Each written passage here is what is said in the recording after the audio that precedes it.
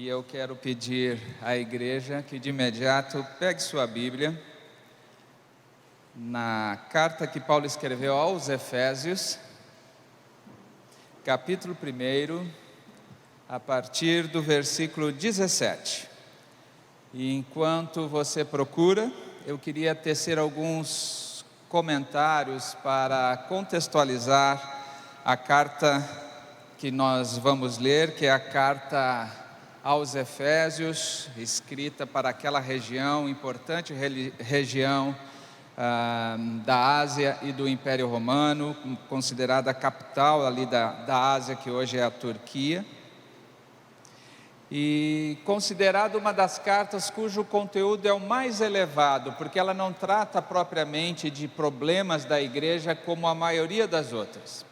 A maioria das cartas, elas vêm em resposta aos problemas que a igreja estava enfrentando. Essa aqui é um pouco diferente, porque ela vem para trazer algo a mais. Ela mostra aquilo que temos em Cristo, aquilo que somos em Cristo, aquilo que podemos esperar dele, e por conta disso se reveste de um significado singular, e ela começa trazendo isso de uma maneira grandiosa e muito sólida, ao afirmar que nós fomos escolhidos em Cristo desde antes da fundação do mundo, que nós somos predestinados para o Pai e que somos abençoados com todas as sortes de bênçãos espirituais das regiões celestiais, e que nós ressuscitamos com Cristo, fomos levados a sentar nos lugares celestiais, e que todas as coisas que nós pedimos, Ele é poderoso para fazer infinitamente mais abundante do que aquilo que a gente pede ou ora.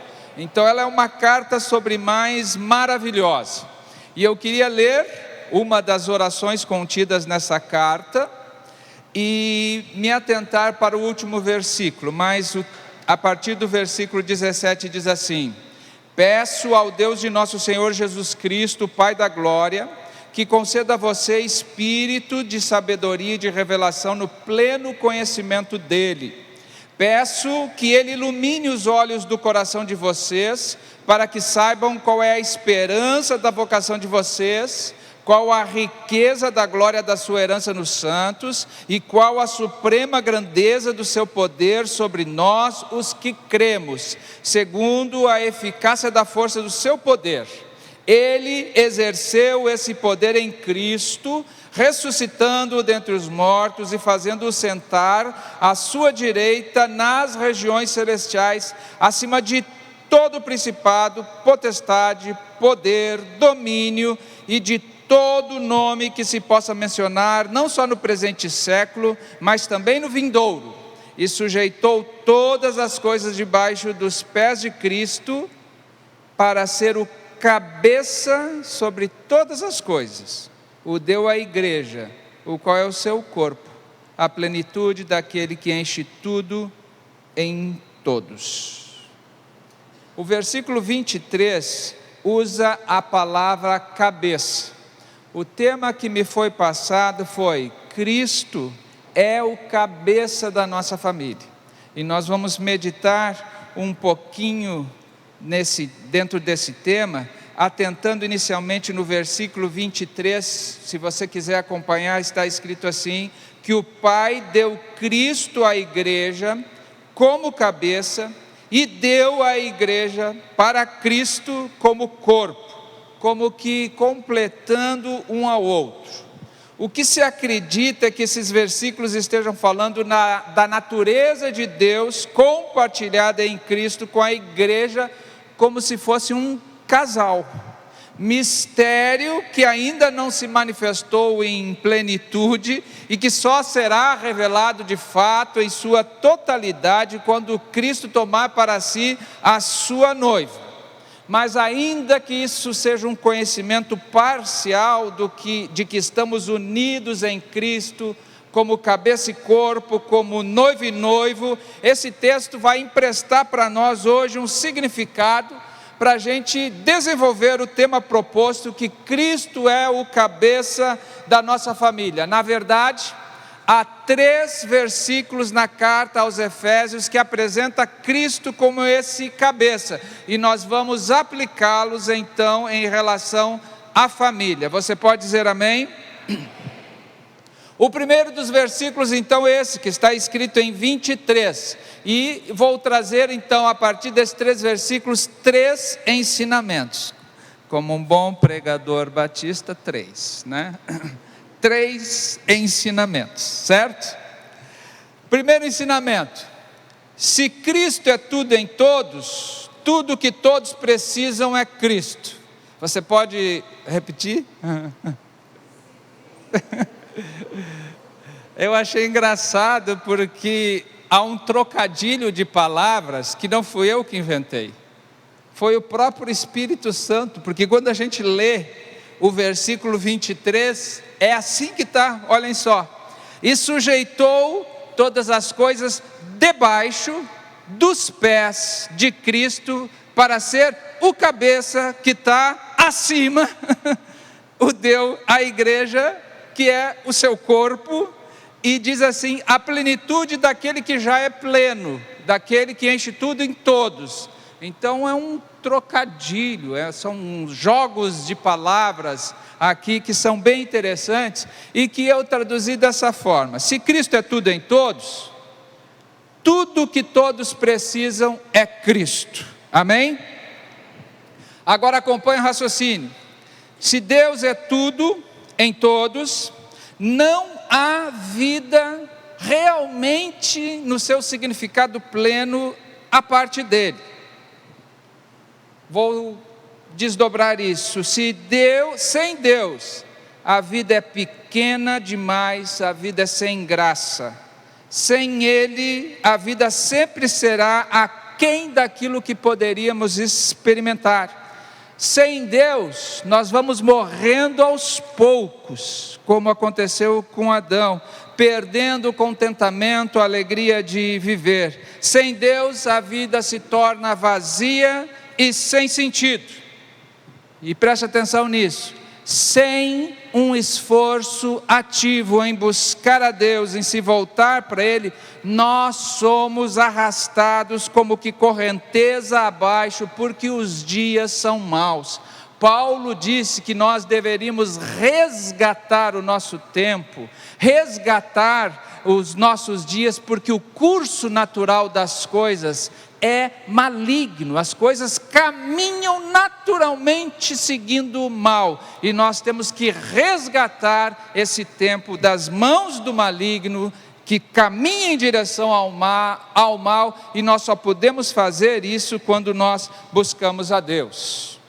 Se Deus, continuando, se Deus é tudo em todos, e se nós nos damos por conta de que isso realmente é verdade, a pergunta que eu faço agora é: por que às vezes nós somos displicentes em buscar a Deus?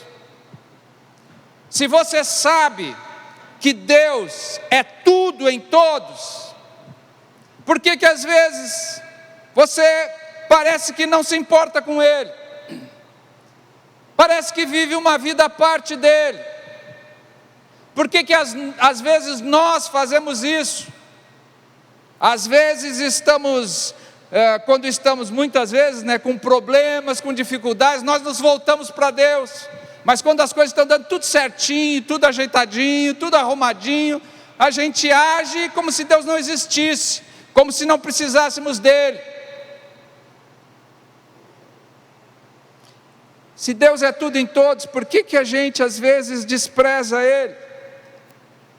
A partir de uma reflexão até minha, eu escrevi assim: pode ser porque nós não acreditamos plenamente naquilo que nós ouvimos aqui, naquilo que nós lemos na Bíblia. Pode ser porque a gente não consegue ver além do imediato, além das circunstâncias. Pode ser também porque haja forças externas a nós e também internas que nos puxam numa direção contrária a Deus. Ou quem sabe porque o céu e o inferno parecem muito longe de nós. Mas a resposta que eu quero pensar com vocês hoje é que pode ser que a gente não veja Cristo como tudo aquilo que a gente precisa, como Senhor, como cabeça. Olhem só, buscar a Deus, conhecê-lo, se aprofundar num relacionamento, é tudo o que nós precisamos para desenvolver uma vida e termos uma vida saudável. A gente não se questiona, por exemplo, que os nossos filhos deveriam estudar, que nós deveríamos trabalhar. Alguém se questiona assim, tipo, hoje eu não vou trabalhar porque eu não quero. Faça isso para ver o que acontece. Eu não vou me preparar, me profissionalizar porque eu sou contra trabalho. Faça isso para ver o que vai acontecer daqui 5, 10, 15 anos. A gente tem muito claro que trabalho, profissionalização, estudo é fundamental para a gente desenvolver uma vida. Se não fizermos isso, estaremos fadados a uma vida limitada, medíocre. Isso é fato atestado pela experiência de muitas pessoas. Agora, em relação ao ser humano e a Cristo, é a mesma coisa. Se não buscarmos, se não nos voltarmos para Ele, estaremos fadados a uma vida limitada e medíocre, usando as mesmas palavras. Você entendeu? Amém? Então a verdade que eu trago para vocês aqui é uma só: apenas em Cristo encontramos vida, e vida em abundância. Os conselhos de Deus em sua palavra nos permitem encontrar sentido e propósitos mais elevados para o existir. O verdadeiro gosto da vida só pode ser encontrado em Deus. Longe de Deus, o prazer é efêmero, a felicidade é passageira e tudo termina num vazio sem sentido.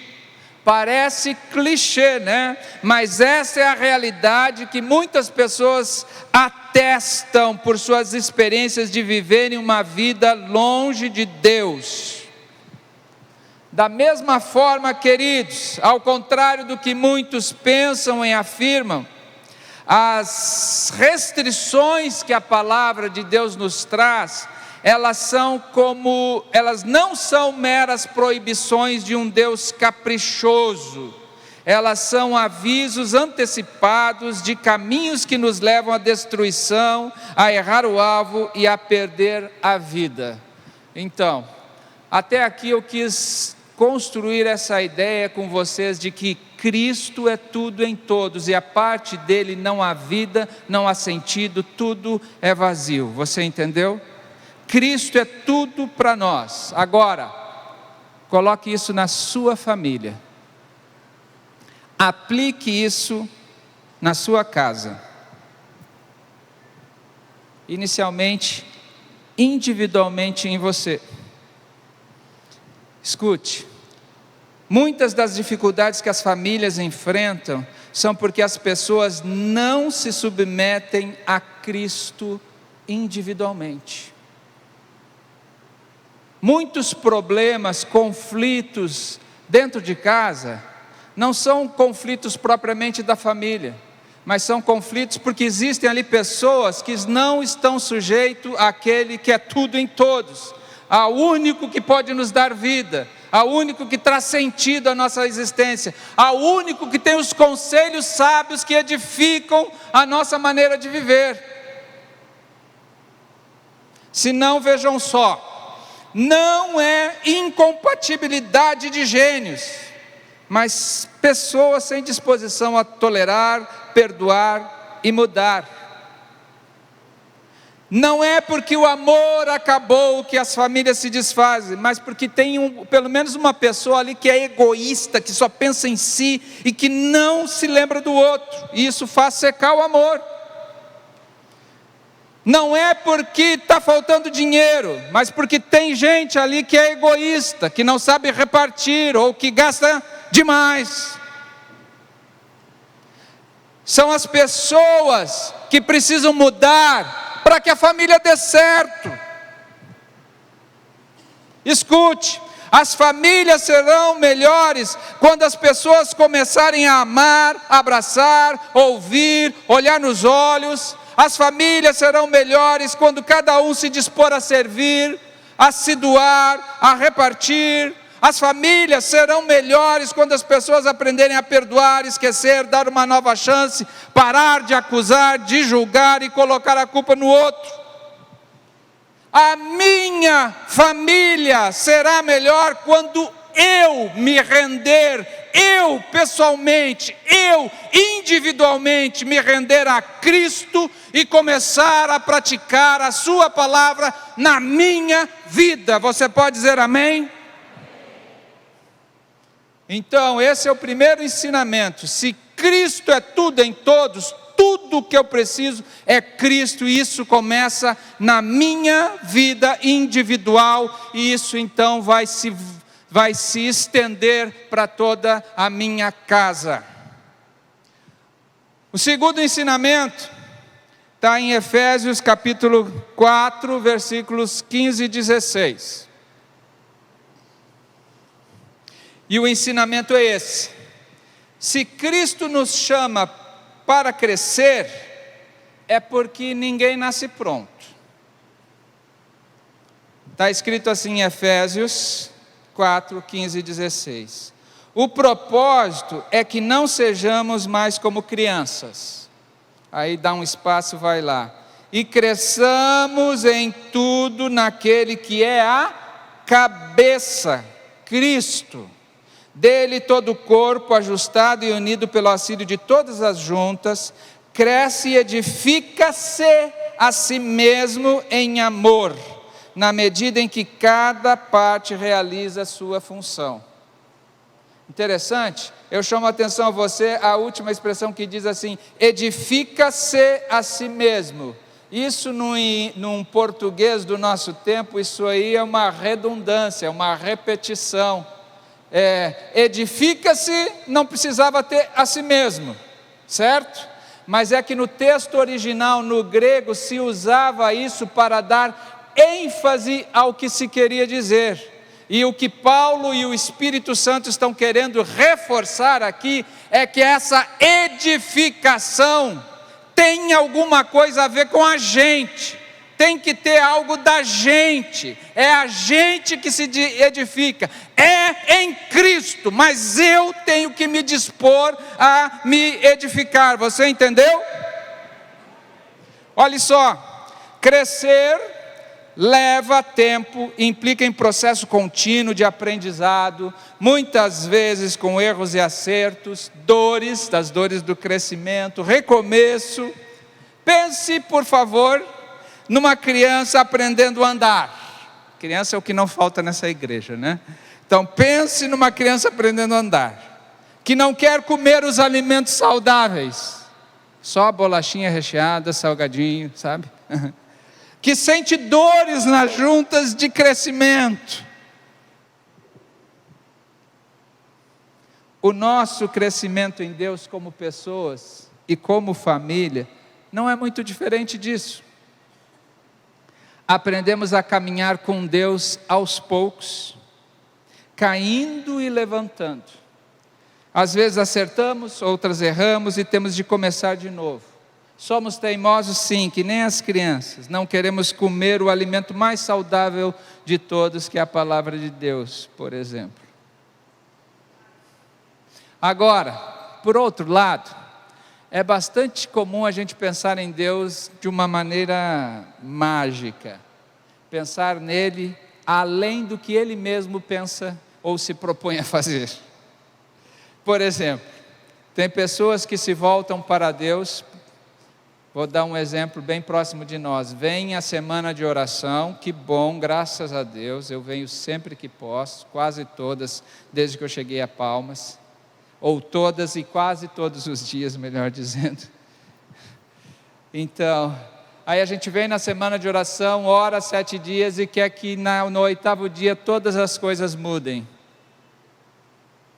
Então a gente pensa de Deus assim, de uma maneira um tanto quanto mágica, né? Agora que sou crente, agora que orei uma semana, minha família vai mudar completamente. Pode ser, mas vai levar tempo. Deus vai remover todas as dificuldades e me dar tudo o que eu pedir. Então ele vai pegar a varinha mágica dele e vai fazer assim, pirlim pim pim.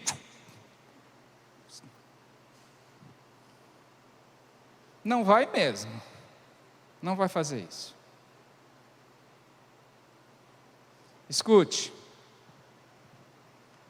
Deus geralmente não quebra os processos comuns da nossa humanidade.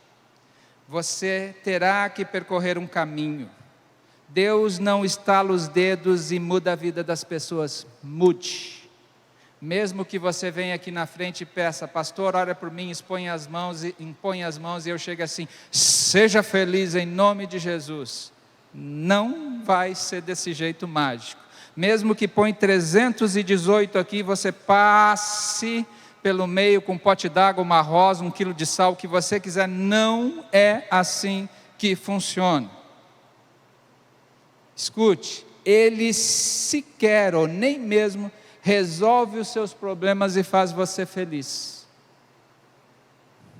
Ao contrário, Ele mostra princípios que devemos viver, e a obediência a esses princípios nos fará caminhar em direção à felicidade, à satisfação pessoal e familiar.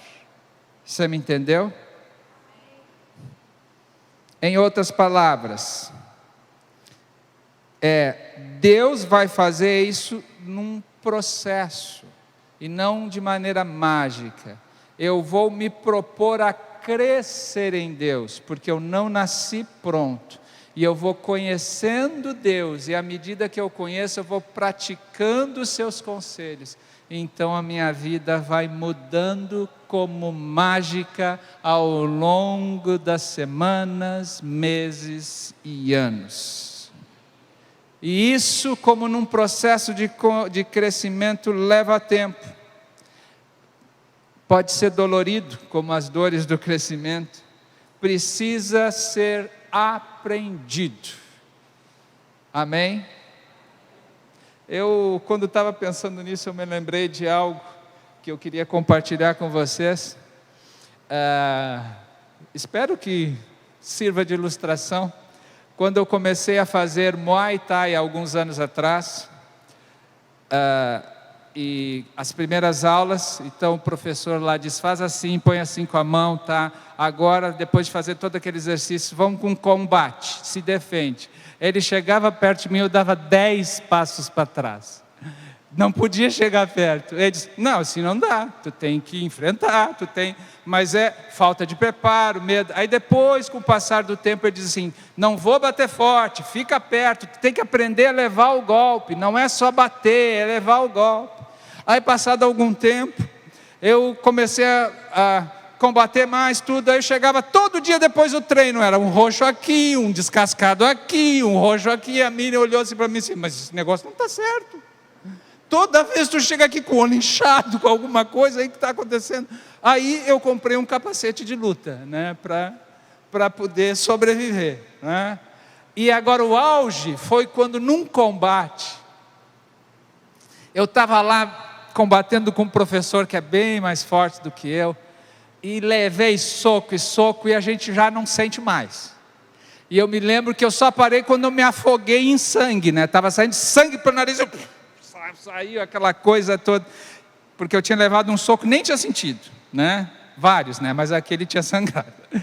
E aí eu peguei, tirei foto, mostrei para os amigos, cara toda suja de sangue, né? Porque essa coisa de luta, e a gente vai aprendendo. Todo um processo, toda uma sequência, meses, mais de ano, lutando, apanhando, caindo, levantando.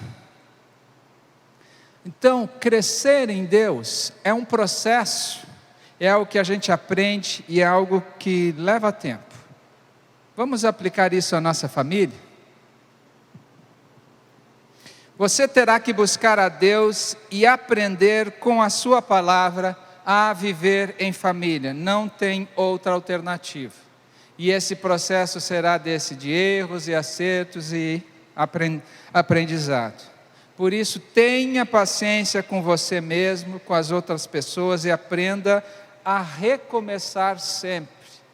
Essa palavra recomeçar se reveste de um significado muito importante para nós.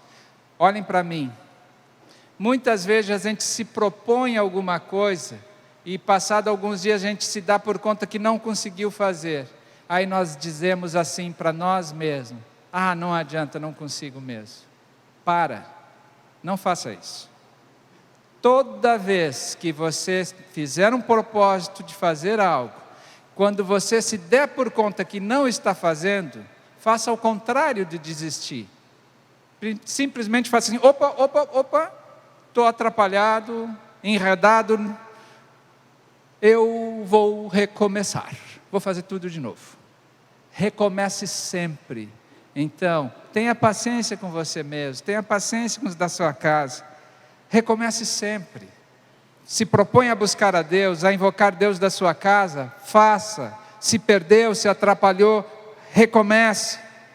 Os maiores obstáculos na fase inicial serão distração, pensamentos que invadem a cabeça da gente, preocupações, onde a gente vai pensando naquilo que a gente ainda tem que fazer, o desejo de fazer outras coisas.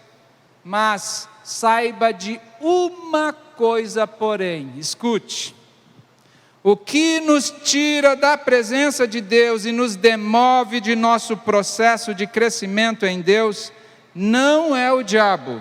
Ele pode nos tentar, mas é a falta de convicção da importância que Deus tem para a nossa vida e para a nossa família. Agora, por outro lado, você vai se manter firme se tiver certeza de que Ele é aquilo que você e sua família mais precisam. Amém? Terceiro ensinamento e último. Se Cristo é o Salvador, devemos deixá-lo ou deixar que Ele salve a nossa casa. Se Cristo é o Salvador, devemos deixar que Ele salve a nossa casa. Efésios 5, 23, parte B. Cristo é o cabeça da igreja, que é o seu corpo, do qual Ele é o Salvador. Então, se Cristo é o Salvador, devemos deixar que Ele salve a nossa casa. Escute, um erro comum em relacionamentos é querer mudar o outro. Erro porque nós não temos esse poder de mudar o outro, e porque muitas vezes não é o outro que precisa ser mudado, mas nós mesmos. Cristo é Ele quem nos salva dos nossos erros e de uma vida e de uma família bagunçada. É Ele quem fala ao coração, é Ele quem ilumina a mente, é Ele que convence dos erros, que concede graça, é Ele que pode nos transformar. Somente Ele pode construir a nossa família sobre fundamentos sólidos, nos fazer pessoas melhores, cônjuges melhores, pais melhores. Amém? É Ele quem salva e não nós mesmos.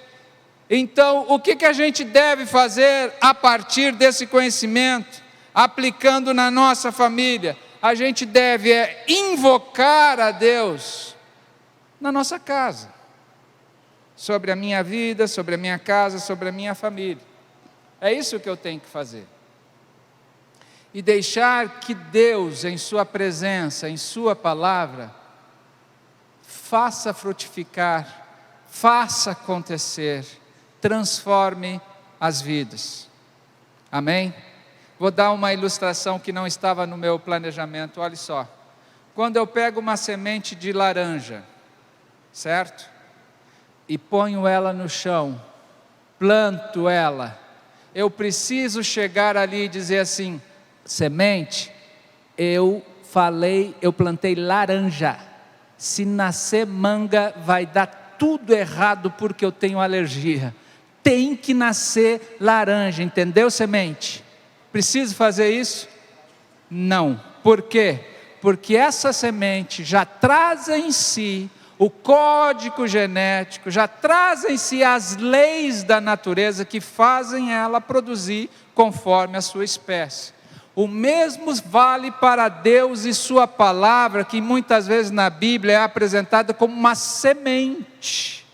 Então, à medida que nós nos expomos a Deus, que nós buscamos a Deus, sementes estão sendo plantadas no nosso coração, estão sendo colocadas no solo fértil da nossa família e da nossa casa, e não haverá outra alternativa senão frutificar os frutos da palavra de Deus, o fruto do Espírito Santo nas nossas vidas, amém? O que eu tenho que fazer então? Estudar a palavra de Deus, ouvir e praticar os seus conselhos, confiar a Ele o nosso coração, pedir graça, sabedoria, entendimento, interceder pela minha família, dando a Ele o Salvador, o que pode mudar a vida e a história da minha família, amém? E eu digo aqui para você alguns passos extremamente simples e práticos que eu coloquei assim, de maneira bem direta aqui, para que a gente consiga fazer isso na nossa casa, para ficar mais aplicável. Olha só, primeiro, crie intimidade para que haja liberdade de Deus agir em seus relacionamentos. Então, para que Deus haja nos relacionamentos marido e mulher, pai, filhos, irmãos, tem que criar uma certa intimidade para que haja liberdade. Olha só, a confiança só vem depois da intimidade. O filho só vai confiar no pai depois que ele se sentir próximo, íntimo, amigo. O pai que a vida inteira desprezou o filho, não respeitou, não fez nada, chega para ele, depois dessa semana de oração, e diz assim: meu filho, quero ter uma conversa de Deus com você. Ele vai dizer assim: agora? Depois de 15 anos? Tem que começar desenvolvendo intimidade, proximidade, para depois então a pessoa ter liberdade de falar das coisas de Deus. Para fazer isso, a sugestão é: desenvolva atividades juntas para gerar esse tipo de confiança. Coisas simples, como por exemplo, assistir um filme. Mas filme não é de Deus. Você está procurando intimidade, proximidade. Jogar futebol. Mas o jogo não é de Deus. Jogar videogame, ir ao shopping, tomar um café em algum lugar, são atividades que fazem com que você fique próximo e a pessoa se sinta à vontade em estar com você. Depois disso, você pode propor outras atividades que permitam, que dê espaço para conversar, como por exemplo, uma caminhada na quadra, montar um quebra-cabeça, pescar, que aí você está ali, né? E a oportunidade de conversar vem, e quando vir, você já está, quando veio, quando Deus nos surpreender com a sua presença, você está preparado, amém? Nesses momentos, permita que Deus ministre ao coração da sua família, olha só, em momentos inesperados, como por exemplo, assistindo o filme, eu me lembrei dele e recomendo, Christopher Robin, Um Reencontro Inesquecível, um filme com o ursinho Pooh, parece idiota, mas é fantástico. Alguém assistiu esse filme? Poucos. Assistam com toda a família e vocês vão saber quem é a Dinonha. Assista, dê a oportunidade para Deus ministrar ao coração da sua família em momentos inesperados. Histórias do cotidiano, fatos vivenciados numa conversa, situações adversas, piadas, tudo, são inúmeras possibilidades que a vida nos oferece. Mas para que realmente você se disponha a ser ministrado por Deus nessas atividades inesperadas, você tem que parar de dicotomizar a vida. em sagrado e profano. Isso é de Deus, isso não é de Deus. Como o pastor Valmir tem falado aqui reiteradas vezes.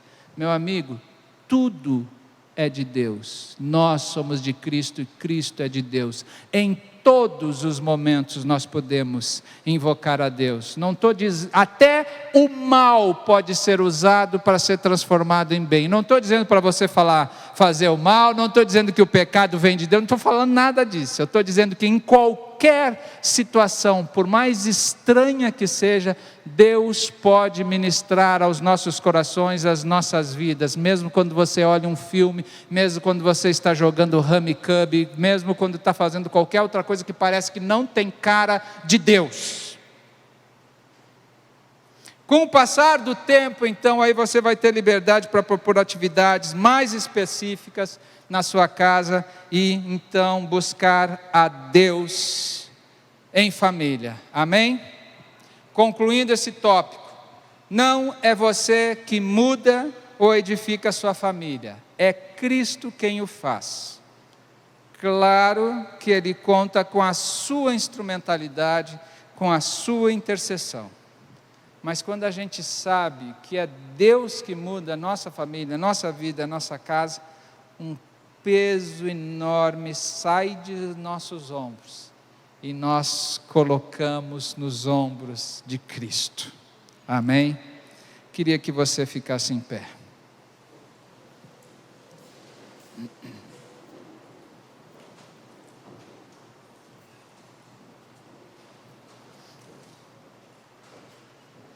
Cristo é o cabeça da nossa família.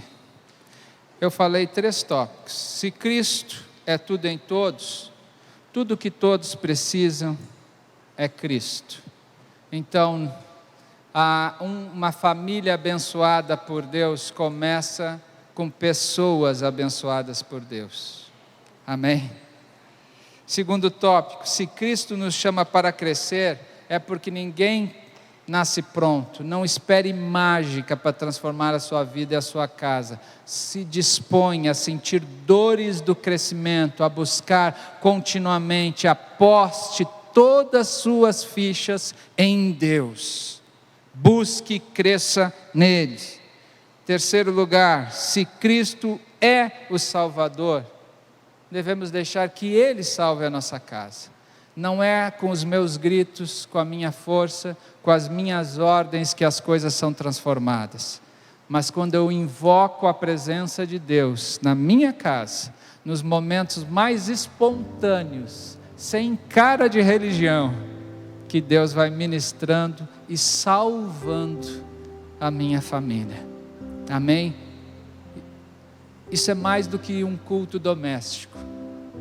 Isso é um estilo de vida, onde se dá lugar continuamente a Deus dentro da nossa casa.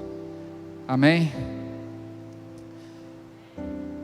Feche os seus olhos e pense nisso que falamos. Eu ainda tenho 5 minutos. Antes de você dizer alguma coisa para Deus, eu queria que você pensasse um pouco nos custos que isso vai ter. Pode ficar de olhos fechados, por favor, ouvindo a minha voz e ouvindo Deus falar ao seu coração. Pense nos custos. E somente depois de avaliar esses custos, dê uma resposta a Deus. Assuma algum compromisso com Deus.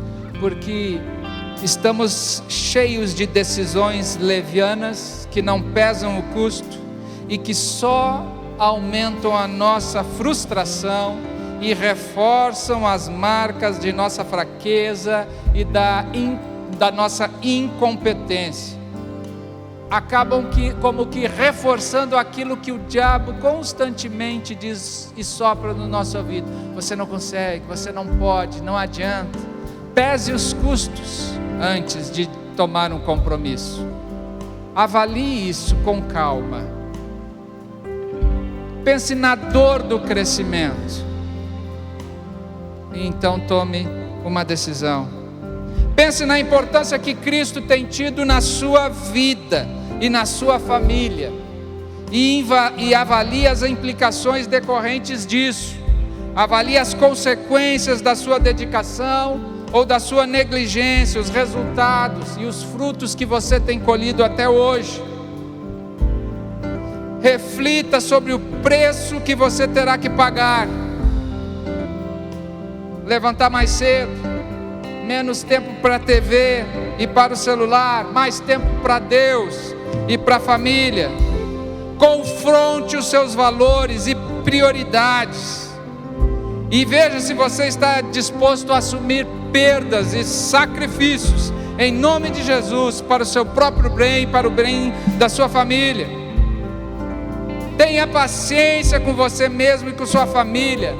Não desista, não desista, não desista. Não se acostume com a mediocridade. Nunca perca a esperança. Jamais pare de se desafiar para melhorar diante de Deus. Acredite sempre que se Cristo for o Senhor da sua vida, da sua família, haverá sempre um poder transformador que pode mudar a sua história de vida e a história da sua família. Cultive a disposição de aprender continuamente. Escutaram isso? Cultive a disposição de aprender continuamente. Isso parece bastante simples, mas esse é um dos maiores problemas que enfrentamos hoje. Negligenciar o desejo de aprender é o motivo pelos quais muitas pessoas se tornam apáticas e impassíveis diante de tudo que acontece ao seu redor. Parece que não tem mais nada para receber de Deus, mais nada para buscar. Estão simplesmente parados, apáticos, impassíveis. E por fim, renove a sua esperança, a sua ambição de viver a vida proposta por Deus. Deseje ardentemente experimentar tudo aquilo que Deus tem para você e para a sua família. Eu desejo isso em nome de Jesus. E quero que Deus reacenda esse desejo, essa chama no meu coração. Eu tenho orado e pedido a Deus e dito a Ele que quero que esse ano seja diferente na minha vida. Quero reacender a chama da vocação que há em mim, que Deus possa contar comigo de novo, que eu possa fazer diferença na comunidade na qual eu vivo, a igreja na qual eu sirvo, a família da qual eu faço parte. E eu quero convidar você a avaliar os custos de tudo isso e fazer essa oração hoje em nome de Jesus. Amém? Pai querido, no nome de Jesus estamos aqui nesse primeiro dia, reconhecendo, Senhor, que é somente Tu, ou tudo o que precisamos é do Senhor. Tudo o que precisamos é do Senhor. Vem, Senhor, até as nossas vidas, trabalha em nós, edifica, constrói em nós uma nova vida, uma nova história. Faça isso Tu, Senhor, com a Tua graça, com o Teu poder transformador. Não queremos, Senhor, depender da nossa força, não queremos depender dos nossos recursos, mas queremos confiar e entregar todas as coisas a Ti. Que essa semana seja uma semana que marque um novo momento da nossa vida, e que esse ano, como tem sido profetizado aqui pelo pastor Cleves, seja um ano de vitória e de bênção para a Tua igreja, para todas as famílias, em nome de Jesus. Amém.